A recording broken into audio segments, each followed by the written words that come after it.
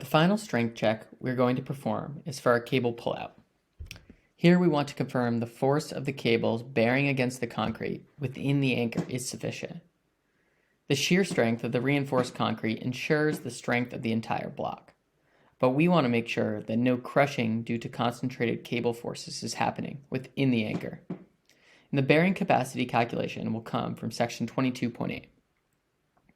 In table 22.8.3.2 gives us the equation for bearing capacity when the supporting surface, the anchor, for the loaded area, the cable, is wider on all sides. So this gives us Bn is 0.85 F prime C times A1 times 2, where A1 is the loaded area. In order to find the loaded area, A1, we need to make a few approximations. So we'll use the edge-to-edge distance between the stirrups, labeled as D stirrups, to approximate the minimum bearing length. This can be read off the drawing set.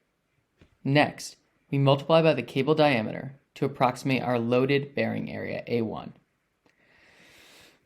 And now we can calculate our design bearing capacity for the A2 anchor with Bn equals 0.85 times 1500 psi times 1.375 for a 1 3/8 inch cable, multiplied by our D stirrups for A2, which is 29.5 inches, all multiplied by 2.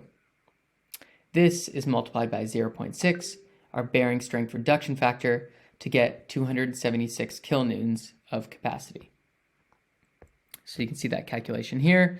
I've shown how our D stirrups are approximated as the length of the cable bearing. And here is our final values. Now note for your strength, for your comparisons with the actual load, that this is per cable.